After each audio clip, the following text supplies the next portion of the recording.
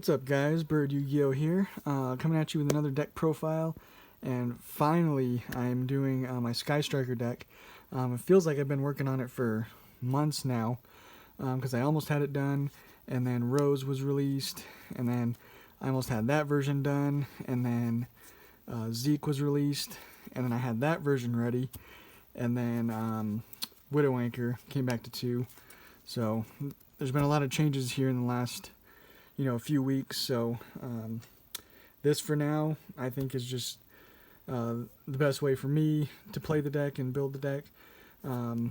It's very budget now. I mean, pretty much all the Sky Striker cards are very budget, so you can splurge a little bit on like hand traps, and that's what I did in this version. So let's get right into it, starting off with your best Sky Striker monster in the main deck, at least, Ray. She's really good because she's got a quick effect, so you're going to be normal summoning her and then you can just link her away, or you can tribute this card and special summon one Sky Striker Ace from your extra deck, and then while this card is in the graveyard, if a face-up Sky Striker link monster is destroyed by battle or leaves the field because of an opponent's card effect, you can special summon this card. So it kind of allows the Sky Striker cards to float, and just kind of keep having a monster on board, and then you can then, on your opponent's turn, tribute her to summon. Really good. And then the newest monster edition is going to be Sky Striker Ace Rose. Just play her at 2. She's not that great. She's good. She's obviously another way of getting to your link monsters, so she's very important. Cool kind of effect. If a Sky Striker monster is normal or special summoned, you can special summon this card from your hand. So easy way of getting her out. And then if her other effect, you won't probably get it off as often, but if an opponent's monster in the extra monster zone is destroyed by battle or leaves the field because of your card effect, while this card is in your graveyard, you can special summon this card, then negate the effects of one face-up monster your opponent controls. So the only problem with that text is just the fact that opponent's monster in the extra monster zone. So you're limited to what you're going to be to getting her effect off, basically. But really good still, and it's really nice having just another normal summonable monster. That's a Sky Striker in the deck. And then one of the main draws, in my opinion, to playing Sky Striker is being able to play a lot of hand traps, because hand traps are honestly super important. So I'm playing 3 Ash Blossom, just one of your best generic ones, 3 Effect Veiler. You can use it more than once per turn and negate the negate one face-up effect monsters. And then 3 Droll and Lockbird. Like I said, I'm on this version, it's still budget, but I'm kind of splurging a little bit on the hand traps. You can definitely play DD Crows if you want to lower the budget a little bit. But these are all just really good right now for pretty much any matchup. So that's the ones I went with. And then the final monster card we play, decided to go with one Pankratops. It seems like it wouldn't work in a deck like this, but it actually works extremely well, because you can get this basically off the field whenever you want. By its quick effect, you just tribute it and target one card your opponent controls and destroy it. So at any time on your opponent's turn, if they have a card, you can just tribute him away. You're destroying a card, and then clearing the way, clearing your monster zone so that you can then use your Sky Striker spell cards. So he's really nice in this kind of deck. And then on to the Sky Striker spell cards, which is a good majority of the deck. We're doing 3 Area 0. I've had pretty good luck with it at 3. You can definitely lower it down to 2 if you're not comfortable playing at 3, but it is kind of a play starter, potentially. You just target one other card you control, and you're going to excavate the top 3 cards of your deck, and if you do, you add 1 excavated Sky Striker card, and then shuffle the rest back into the deck. And then if you excavate a Sky Striker card, you send the targeted card to the graveyard. So it kind of just gets your graveyard, gets you a Sky Striker card, and then get you some Sky Striker cards into the grave as well. And then if this is sent from the field zone to the graveyard by a card effect, you can just special summon one Sky Striker Ace from your deck. So 2 really good effects that just kind of get all your plays going. And then the newly semi-limited Widow Anchor. It's really, really nice having it at 2. Obviously the deck I was working on prior to this just was playing this at 1, and this just adds so much power to the deck. Being able to have 2 set is just really, really good. It's just if you control no monsters in your main monster zone, you target 1 face-up effect monster on the field and negate its effects until the end of the turn. And if you have 3 or more spells in your grave, you can take control of that monster until the end phase. So just absolutely amazing. And I'm starting off with the quick plays. So another quick play spell we play is Shark Cannon. It's really, really good as well. If you just control no monsters in your main monster zone, you target 1 monster in your opponent's graveyard and you banish it. But then again, if you have 3 or more spells in your graveyard, you can special summon it to your field instead, but it cannot attack. So that could potentially, against a lot of decks, this is an amazing card. Another really good quick play, Hornet Drones. I wish it was at 2 or 3, because this is a really good starter card again for this deck. If you just control no monsters in the main monster zone, you just special summon 1 Sky Striker Ace token in defense position. So then you can go into your link plays very easily. If you have 3 or more spells, the token's attack and defense become 1500. Doesn't ever come up, but it's an effect that's there. And then the last quick play that we play is Eagle Booster. Just kind of some really good protection for whatever monster you're trying to protect. You just target 1 face-up monster on the field. That target is unaffected by card effects this turn, except its own. And then if you have 3 or more spells, it can't be destroyed by battle either. So just more of a protection kind of card. And then our regular Sky Striker spells, playing 2 Afterburners.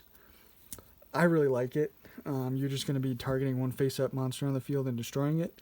And if you have 3 or more spells in your graveyard, you can destroy a spell and trap as well. And then a good little complement to that is I play 2 Jamming Waves. It's kind of the opposite. You're going to be targeting 1 set spell and trap on the field, destroy it. And then if you have 3 or more, you can destroy 1 monster on the field. So obviously that's really good against trap-heavy decks. And then a newly added one as well is Sky Striker Maneuver Scissors Cross. You probably haven't seen it very often, but if you control no monsters in your main monster zone, you just target 1 level 4 Sky Striker Ace in your graveyard, and you add it to your hand, and then if you have 3 or more spells, you can special summon it. So it's basically your best comeback card. If you happen to draw this, mid to late game, when you don't have much, having this, and then being able to just get out a free Sky Striker Ace monster is really nice. And could potentially, help you out with OTKs and stuff like that. So, and then the last 2 we play, just 1 multi-roll. You just target 1 other card you control, send it to the graveyard, and your opponent cannot activate cards or effects in response to your spell card activations for the rest of the turn. So that's going to protect all your spell activations. And then during the end phase, you can set Sky Striker spells with different names from your graveyard up to the number of Sky Striker spells you activated while this card would face up on the field. That could potentially be some pretty good cards getting set that you used previously and whatnot. And then we play 1 Hercules base. It's another one. It's an equip one, so you just equip it to a monster, and it can't attack directly, but it can make a second attack on monsters during each battle phase. And if it destroys a monster, while you have 3 or more spells in your graveyard, you can draw a card. And then if this is sent from the field to the graveyard by a card effect, you can target up to 3 Sky Striker cards in your graveyard and shuffle them into the deck. So it's just a good kind of recursion, draw power, just good stuff all in one card. That's it for the Sky Striker spells we play. Quite a few of them. They all have their... it's kind of just like toolbox, honestly. Every single one of these has a purpose, and they come up, at various points in the match. And then one of the best complements to the Sky Striker cards is Foolish Burial Goods. Because if you haven't heard, with all their effects, most of them, you want 3 cards, or pretty much all of them, you want 3 spell cards in the grave. So having Foolish Burial Goods, just dump a spell, is really nice. You could always dump, a Widow Anchor, and then make a Kagari, and then add it back to your hand. So it could be a search card even. Draw power. If you send Middle Foes Fusion, you can then just shuffle this into the deck and draw a card. So really good there. Our other draw power is Upstart Goblin. It's just a free spell card in the grave and a free card that you draw. So nothing wrong with that. Rhoda is going to search your Ray or your Rose, which are super important. Terraforming, it's getting another spell in grave, and it's adding obviously your field spell. So nice card. Mind Control. It's awesome, honestly, especially with now that we have Zeke, because you can use one Sky Striker monster and the card that you mind control from your opponent and make a Zeke, which is pretty nice. I would play it at 2, but obviously it's only at 1. So the other kind of card I played is Cosmic Cyclone, just to have something, that you could potentially draw if your opponent has Imperial Order and they try to activate it. You can hopefully hit it with a Cosmic Cyclone. So just problem cards like that, Anti-Spell Fragrance, hopefully just hit it before it becomes a problem. So that's it for the main deck. We stuck with 40. We want to be as consistent as we can, see as many, good cards as you can. And then for the extra deck, you got to play the Sky Striker Ace token. I just happened to draw that in a pack one time. But you play 3 Kagari, 100%, never play less than 3. When this is special summon, you just target one Sky Striker spell card in the graveyard, add it to your hand. Simple as that. And also, it gains 100 attack for each spell card in your graveyard. So you could potentially get this thing up pretty high too if you have quite a few spell cards in your grave. So that's kind of your main phase 1. Your battle phase 1 that you want is Hayate, because if this card can attack directly, and after damage calculation, if this card battled, you can send one Sky Striker from your deck to the graveyard. And that pairs obviously good with Kagari as well. You can send one, and then during main phase 2, make a Kagari and add that to the hand. But then your end phase 1 is Shizuku, because during the end phase, if this card was special summoned, you can add one Sky Striker from your deck to your hand, Sky Striker spell, with a name different from the cards in your graveyard. That's the only clause in there. And then monsters your opponent controls lose 100 attack and defense for each spell in your grave. So this can help you out again in the battle phase 2. And then just one Kaina. She's not that great. I mean, in certain circumstances, if this card is special summon, you just target one face-up monster your opponent controls, and it cannot attack until the end of your opponent's next turn. And then each time you activate a Sky Striker spell or its effect, you gain 100 life points. So if you're low on life points or in time, obviously that's kind of nice to have. And then just one Zeke. I would play it at more, 100%. If we had mind control at 2 or 3, I'd probably play at least 2 of these. It's really good.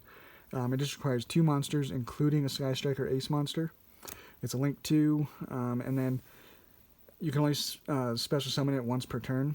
But if it's Link summoned, you can target one face-up monster on the field and banish it until your opponent's next end phase. And you can also target one other card you control. This card gains 1,000 attack, and then send the selected card to the graveyard. So obviously that's pretty cool to do sometimes with Area 0, and then you get to special summon a Sky Striker Ace from your deck, get another monster on board. you know, get this guy up to 2,500. Kind of cool. And then the other utility links that we play, just a Phoenix for like those pesky traps and, you know, spells that you want to get rid of. Unicorn, really nice for just getting rid of anything. Trisbania is nice to just kind of link up into, and then you'll be destroying spells and traps. And then Topologic Bomber, destroying all monsters in the main monster zone, which you're usually not going to have very many, whereas your opponent might. So this could potentially devastate your opponent. That is the deck, guys. Hope you liked it. I've been working on this for a while now. Seems like forever, but yeah, it is still, you know, not a bad card. I mean, obviously, no engage is kind of terrible, and people have just flat out dropped the deck because of that. So you won't see it very often. It's going to be a really nice rogue deck, I think, moving forward. Still does a lot of stuff very well. Still can recur a lot of stuff. Hand traps like crazy. Play whatever hand traps you want, whatever you think is going to work good for you. But yeah, I think it'll be a very decent deck. So yeah, let me know what you guys think down in the comments, and we'll catch you on the next one.